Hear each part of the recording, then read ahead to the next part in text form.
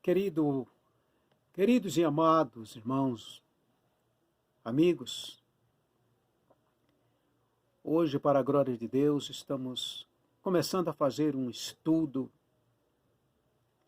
via YouTube nas cartas aos Gálatas. Eu quero falar da carta aos Gálatas, concernente à obra da carne. Antes de mais nada, quero pedir a você, em nome de Jesus, que ao deparar com esse vídeo, dá um clique, inscreva-se no meu canal e compartilhe e participe junto, para que nós possamos aprender de Deus através do teu Espírito Santo e tornarmos um instrumento nas mãos de Deus, para que Deus possa nos usar para combater a obra da carne, a carnalidade que tem tomado conta das igrejas, dos púlpitos. Não é porque os crentes não conhecem, mas conhece, mas está deixando de anunciar o verdadeiro evangelho para anunciar um outro evangelho, que não é o verdadeiro evangelho de Jesus Cristo. Porque o próprio apóstolo Paulo, o maior evangelista na face dessa terra, deixou escrito através da orientação do Espírito Santo, no livro dos Gálatas, capítulo 1, no seu versículo 8. Se eu, um outro qualquer homem, até mesmo antes de descer do céu, e pregar um outro evangelho, considera-se como anátema ou amaldiçoado. Porque não há outro evangelho. Porque Jesus disse, ide anunciai o evangelho. E o evangelho é de Deus, de Jesus Cristo. De Deus, o evangelho de Deus dado aos seus profetas. Ele deu aos seus profetas que através das profecias anunciasse a promessa que viria um, que é Jesus Cristo, que nos ordena, ide e anunciai o evangelho a toda e qualquer criatura. Quantos evangélicos existem no mundo? Diversos evangelhos são criados, são inventados. Mas entre todos, só existe um que é fiel e verdadeiro, que é o evangelho de Jesus Cristo. Outros evangelhos, qualquer um outro evangelho, é da carne. Leamos junto Gálatas, capítulo 5, no seu versículo 16. Do seu versículo 16 ao 26, que diz assim, as obras da carne e o fruto do Espírito. Digo, porém, andai em espírito,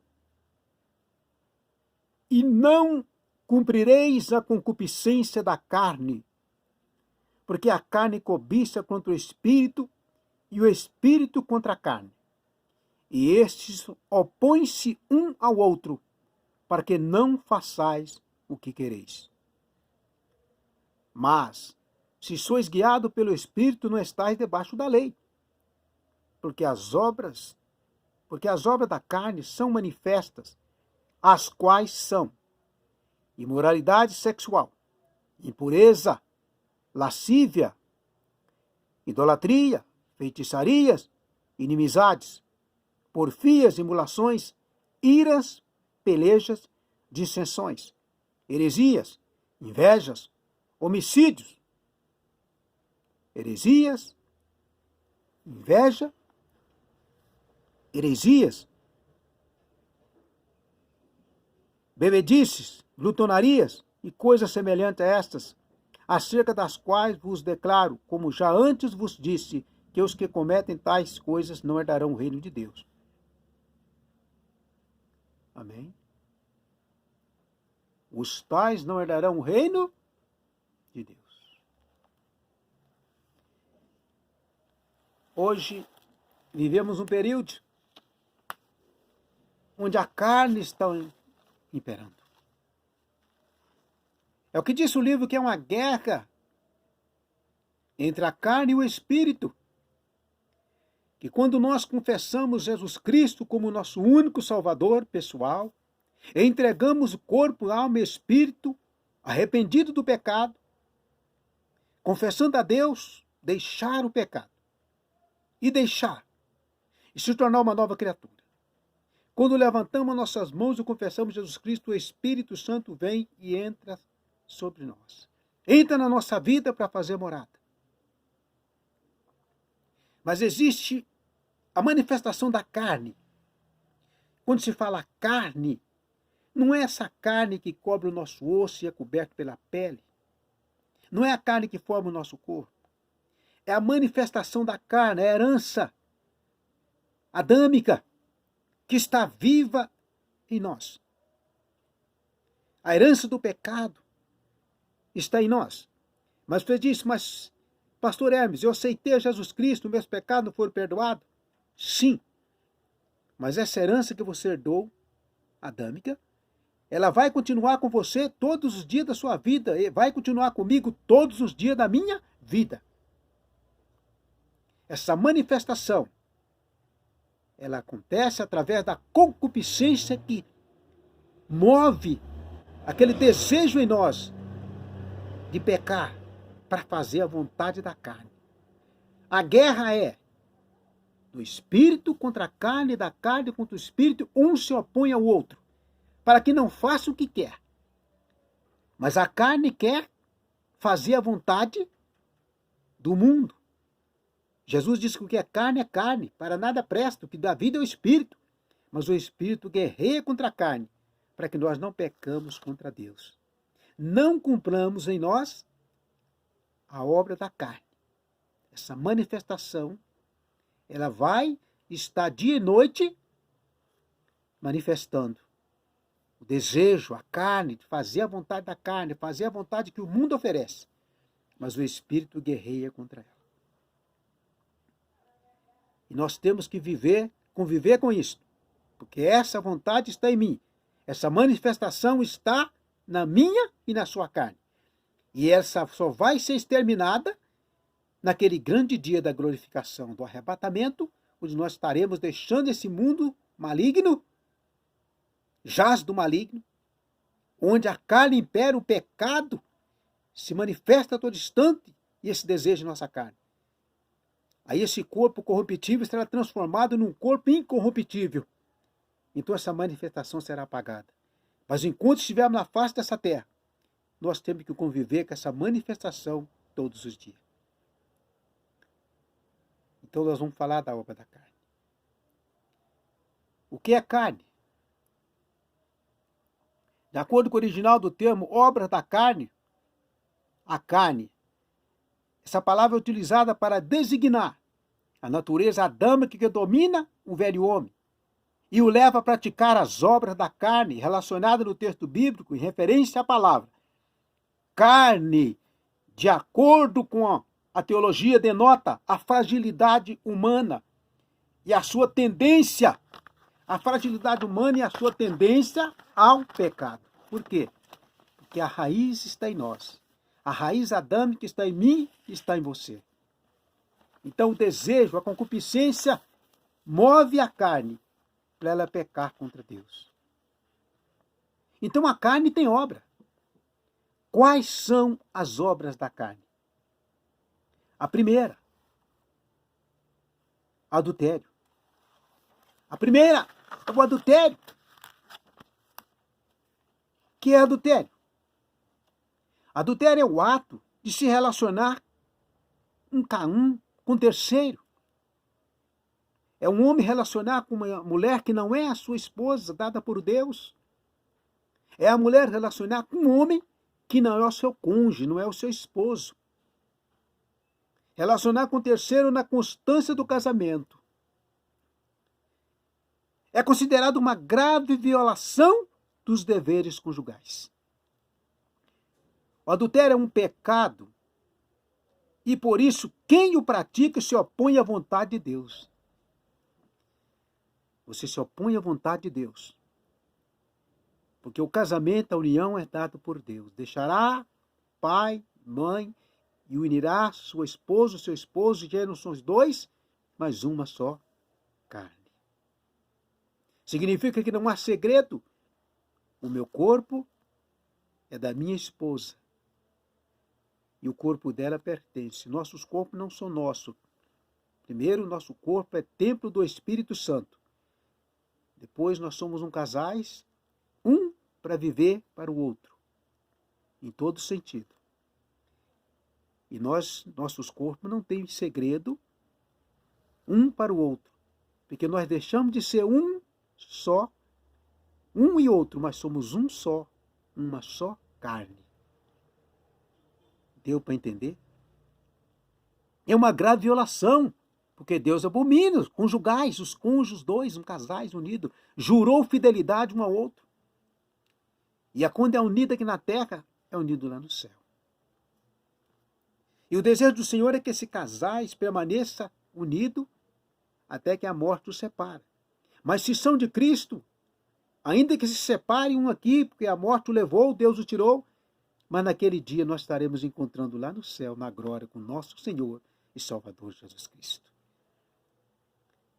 Imagine você quando o pai ou uma pessoa, um padrinho, um irmão, leva a noiva até ao altar.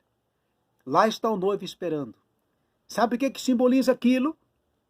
A igreja, lavada e remida no sangue de Jesus, pura, lavada e remida, se ascendendo ao céu, levada pelo Espírito Santo para encontrar com o noivo Jesus Cristo. Você é dele, então fuja do adultério, fuja do pecado, porque a hora está chegando que nós vamos subir como um relâmpago para encontrar com ele. Mas a palavra diz que os tais que cometem tal coisa, adultério, fornicação, esses tais não herdarão o reino do céu. Adultério é um pecado. E por isso, quem o pratica se opõe à vontade de Deus. Está contra a palavra de Deus.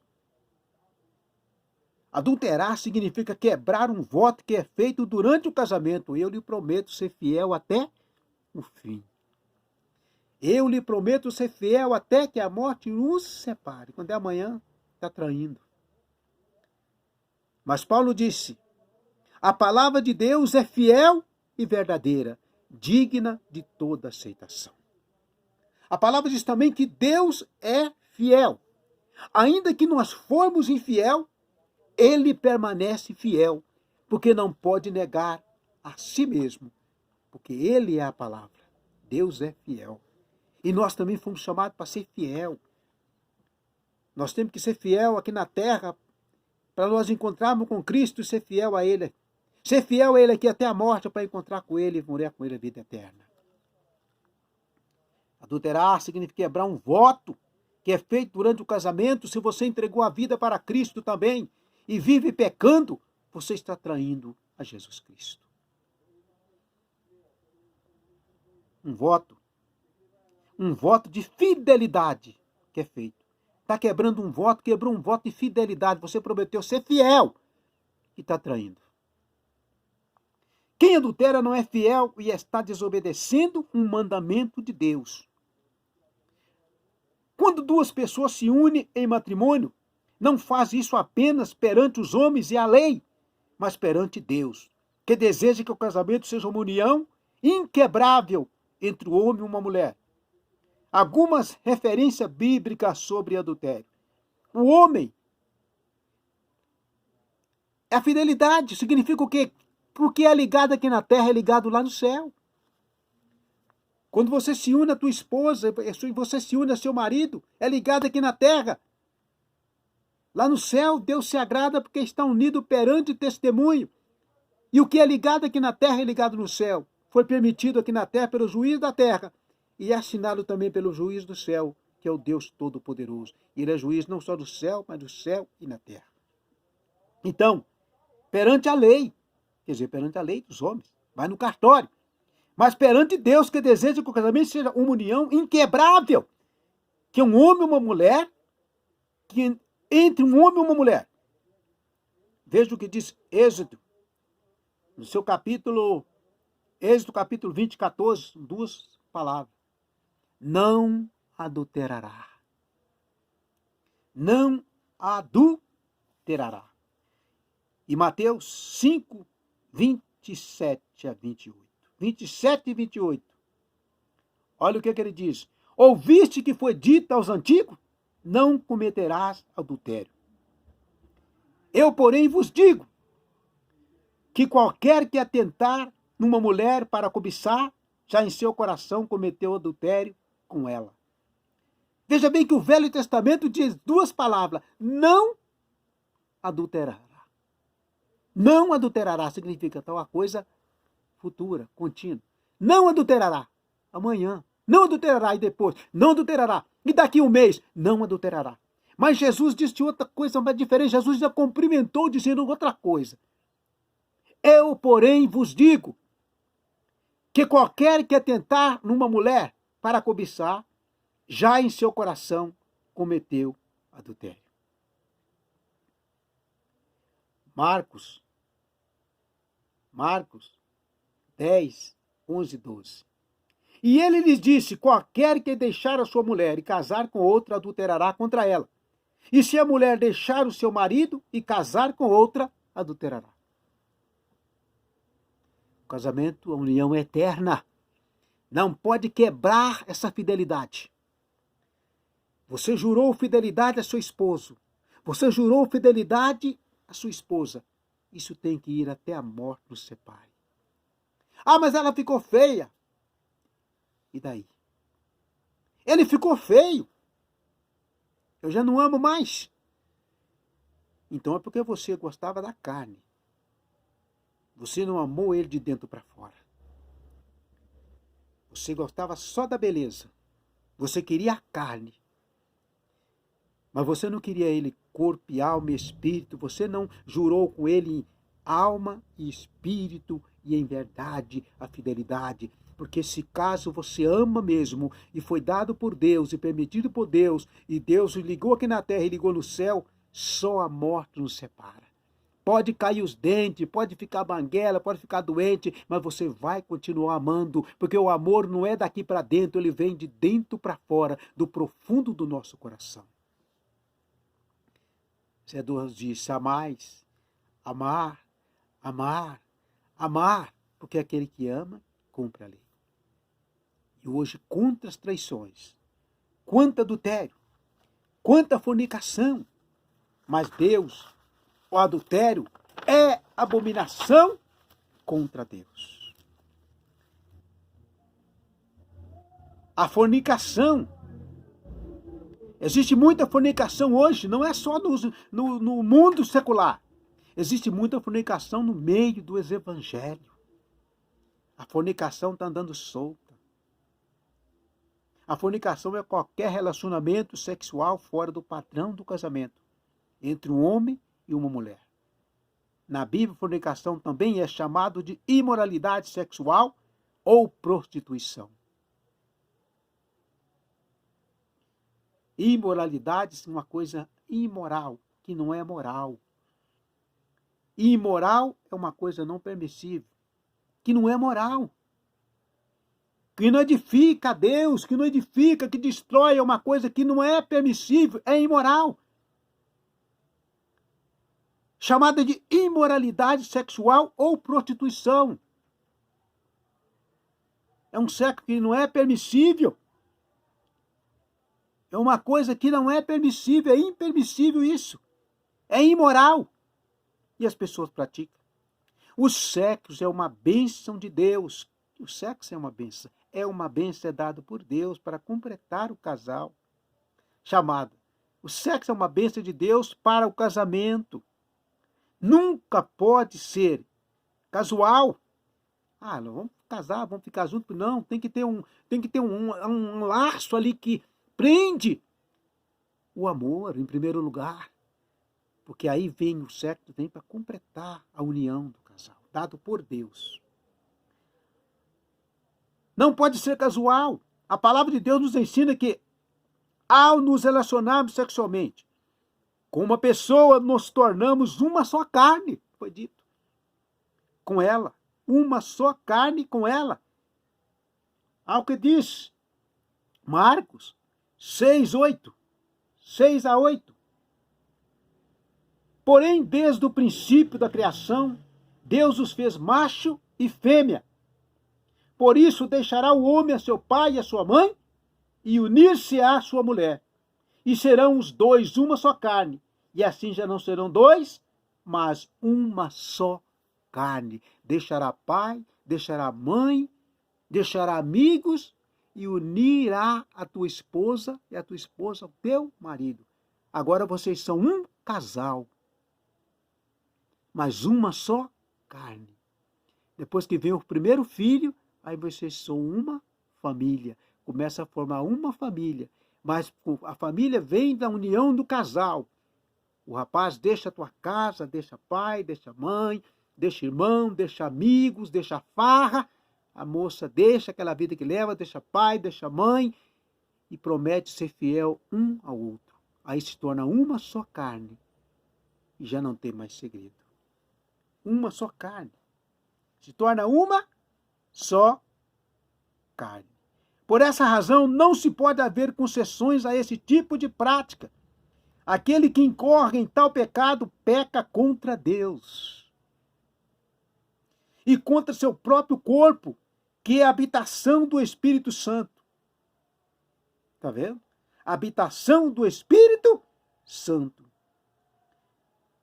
Então eu deixo para você alguma referência bíblica para encerrar essa primeira parte. Parte 1. De alguns vídeos nós vamos fazer. Esse é o vídeo 1. Algumas referências bíblicas sobre fornicação. Efésios. Olha o que diz. Efésios 5:3. Mas a fornicação e toda impureza ou avareza, nem ainda se nomeie entre vós, como convém a santos. Está vendo? A fornicação não aceita ela entre vocês. Não aceita ficar na fornicação. Ficar na fornicação é ficar morando junto. Ficar praticando sexo antes do casamento. Isso é contra a palavra de Deus. Então rejeita esse pecado da fornicação no meio de vocês. Sujeita. Por isso que você tem que mortificar essa manifestação da carne. Mortificar esse desejo carnal. Ao que ele disse, mas a fornicação e toda impureza ou avareza, nem ainda se nomeie entre vós, como convém a santos. Colossenses 3:5 ele disse, mortificai, pois, os vossos membros que estão sobre a terra, a fornicação, a impureza, a afeição desordenada, a vil concupiscência e a avareza, que é idolatria. Tudo isso nós devemos renunciar. Em Romanos 13, andemos honestamente, como de dia, não em glutonarias, nem em bebedeiras, nem em desonestidade, nem em dissoluções, nem em contendas e inveja. Todas essas coisas. Mas voltando aqui na fornicação, ele disse o quê? Que essas tais coisas, mas a fornicação é toda impureza ou avareza, nem ainda se nomeia entre vós, como convém a santos. Você é santo, separado para Deus. Santos, tirado do pecado, tirado das trevas para a maravilhosa luz. Aí você me pergunta, então, pastor Hermes, como é que eu venço todas essas coisas, essa manifestação na carne, esse desejo de pecar, esse desejo de fornicar, esse desejo de sair contra o homem, esse desejo de sair contra a mulher, esse desejo de praticar sexo, como é que eu venço isso? Você mesmo não terá força para vencer. Eu mesmo não terei força para vencer. Então você me pergunta, então o que eu tenho de fazer? Aqui ele diz aqui, ó. Andai em espírito. Digo, porém, 5:16.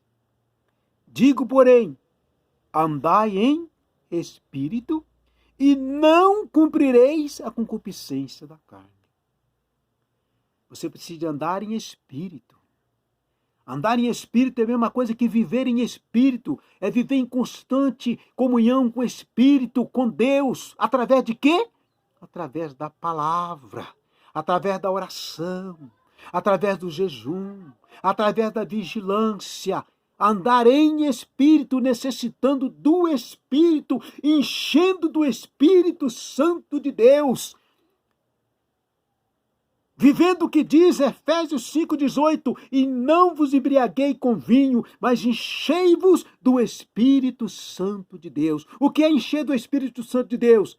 É se entregar a tua vida ao Espírito Santo. Dizer para você, aqui está um nada, eu não sou capaz de fazer nada, eu estou sujeito a aceitar a carne me vencer, por isso eu preciso de encher. Eu preciso de uma coisa que me enche para que eu tenha força. E quem vai se encher? Você vai se encher do Espírito Santo através de quê? Constante a leitura da palavra. Sempre lendo a palavra, examinando a palavra, estando com a palavra, conhecendo a palavra, se enchendo da palavra, alimentando da palavra. E uma vida de oração, orando em todo o tempo em espírito e vigiando nisso. Orando em espírito. Efésios 6:18.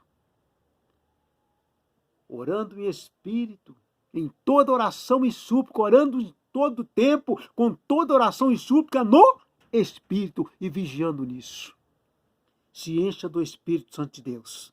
Se encha da graça de Deus. E você vai ver Deus te dar força. O Espírito Santo interceder por você, orando por você, guiando você. Ande guiado pela palavra, ande guiado pelo Espírito. Tenha a palavra como luz.